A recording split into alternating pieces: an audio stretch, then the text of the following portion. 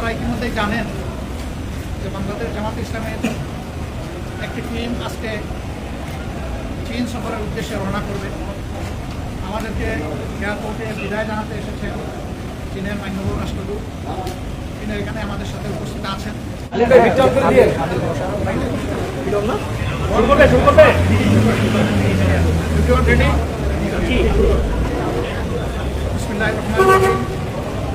সাংবাদিক বন্ধুগণ, আসসালামু আলাইকুম রহমতুল্লাহ। আপনারা ইতিমধ্যেই জানেন যে বাংলাদেশ জামাত ইসলামের একটি টিম আজকে চীন সফরের উদ্দেশ্যে রওনা করবে। আমাদেরকে এয়ারপোর্টে বিদায় জানাতে এসেছেন চীনের মাননীয় রাষ্ট্রদূত। তিনি এখানে আমাদের সাথে উপস্থিত আছেন। আমরা এই সফরে বাংলাদেশ এবং চীনের মধ্যে বন্ধুত্বপূর্ণ যে সম্পর্ক আছে এটাকে আরও নতুন একটা মাত্রায় কীভাবে নিয়ে যাওয়া যায় সেই ব্যাপারে আলোচনা করব। আমরা মূলত চীন সরকার এবং সিপিসি চীনা কমিউনিস্ট পার্টির দাওয়াতেই যাচ্ছি। আমরা সেখানে আগামীকাল থেকে 15 তারিখ পর্যন্ত অবস্থান করব। 15 তারিখ রাত্রে আমরা আবার বাংলাদেশের উদ্দেশ্যে রওনা করব ইনশাআল্লাহ। আমাদের এই অভিযাত্রায় আমরা 8 জন একসাথে আছি। আমাকে আপনারা সবাই চিনেন। এছাড়াও আমার আরও 7 জন সদস্য যাচ্ছেন, আমরা একসাথেই যাচ্ছি।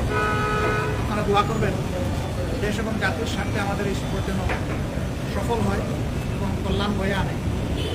চীনের সাথে আমাদের সম্পর্ক দীর্ঘদিন।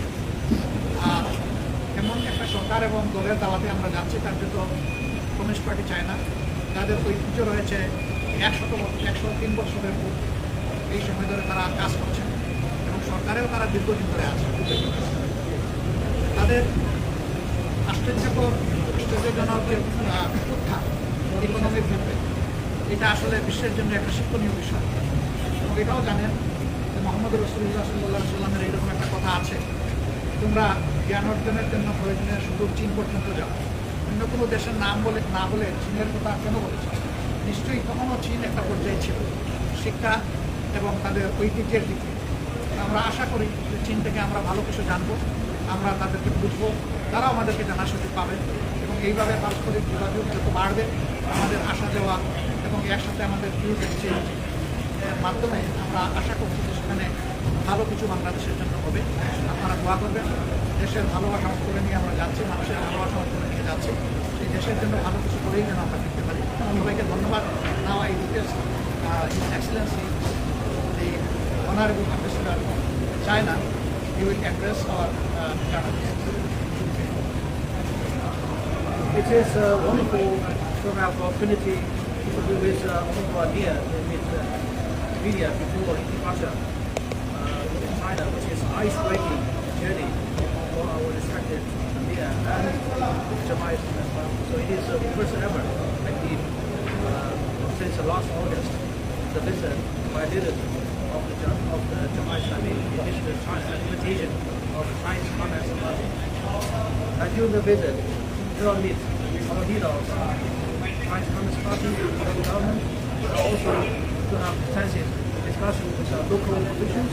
We all went to Shanghai and Beijing, the most representative cities of China, and to learn each other and to discuss the way to enhance cooperation between Chinese Communist Party and the Jamaica Islami and the future cooperation between China and Bangladesh. So we already been prepared for quite some time, and now every preparation is done. We are very much looking forward, very successful, very productive visit by Honorable Amir of Jamaica Islami, and we are also looking forward with the visit. There will be another landmark in cooperation between Chinese Communist Party and Jamaica Islami. And it will also be your impetus for China-Bangladesh future development. Thank you. Thank you all. Assalamu alaikum wa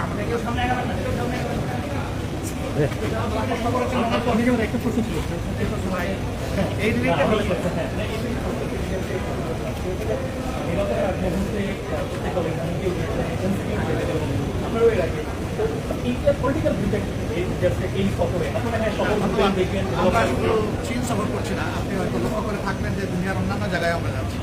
ইতিমধ্যে আমরা Europe সফর করছি, European union, European commission এবং Belgium গভর্নমেন্টের সাথে আমাদের dialogue করছি। এই ডায়ালগের উদ্দেশ্য হচ্ছে একে অন্যকে জানাতে এবং গ্লোবাল ভিলেজের আমরা একটা ঘরের বাসিন্দা, একে অন্যের ক্লোজ হওয়া। কারণ বর্তমান দুনিয়া একে অন্যের সহযোগিতা ছাড়া চলা অসম্ভব, আমাদের লাগবেই একে অন্যের সহযোগিতা। আমাদের মূল উদ্দেশ্য হচ্ছে দেশের বুকে একটা ফেয়ার ডেমোক্রেটিক অ্যাটমসফিয়ার যাতে এনশিওর করা যায় এবং একটা গুড গভর্নেন্স আগামীতে যাতে হয়। আর জামাত ইসলামের জাতির কাছে যেমন আমাদের কমিটমেন্ট হলো দুর্নীতিমুক্ত প্রশাসন এবং সরকার, আমাদের কমিটমেন্ট হলো ন্যায় বিচার প্রতিষ্ঠা করা সামাজিক সর্বক্ষেত্রে সকলের জন্য, আমাদের কমিটমেন্ট হচ্ছে একটা মানবিক সমাজ গড়ে তোলা এবং আমাদের কমিটমেন্ট হচ্ছে জুলাইকে সম্মান করা। এই জুলাইয়ে যারা আহত নিহত হয়েছে, গত 15.5 বছর যারা নির্যাতনের শিকার হয়েছে, এই বিষয়গুলোকে ওন করে সামনে এগিয়ে যাবে। আমাদের এই এক্সক্লুসিভ যে এজেন্ডাগুলো আছে সেগুলো নিয়েও আমরা দেশে বিদেশে কথা বলব। ধন্যবাদ আপনাকে। ভাইয়া মাইক্রোফোনটা। আসসালামু আলাইকুম। ধন্যবাদ।